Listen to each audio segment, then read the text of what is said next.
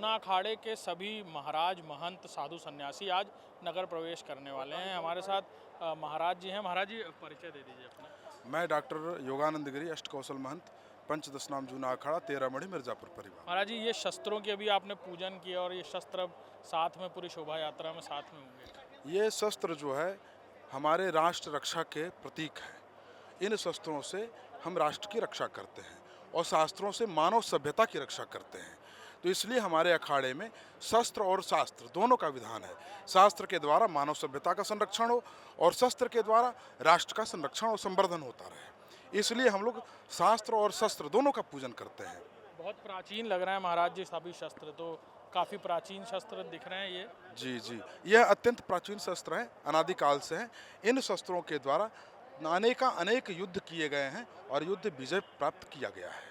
चाहे वो मुगल काल का रहा हो, चाहे ब्रिटिश गवर्नमेंट में रहा हो।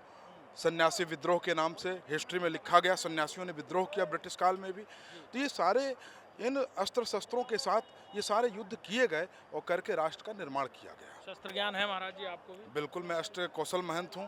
तो अष्ट कौशल का काम ही है अष्ट कला कौशल से युक्त होना, ताकि शस्त्र और शास्त्र दोनों का ज्ञान होना चाहिए। अष्ट कौशल कौन से शस्त्र हैं महाराज जी इसमें? इसके अंदर फरसा है, बल्लम है, भाला जिसको बोलते हैं, त्रिशूल है, हाँ, इसके अंदर वाक है, इसके अंदर तलवार है। ये सारे अस्त्र शस्त्र जो परंपरागत हमारे अस्त्र शस्त्र हैं, वो सारे अस्त्र शस्त्र यहाँ पे मौजूद हैं। बिल्कुल।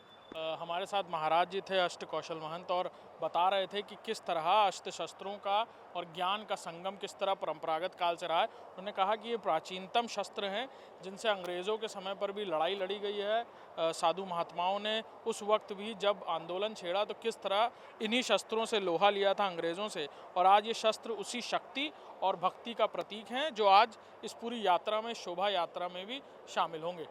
कैमरामैन शत के साथ अभिषेक सिंह, इंडिया न्यूज़, प्रयागराज।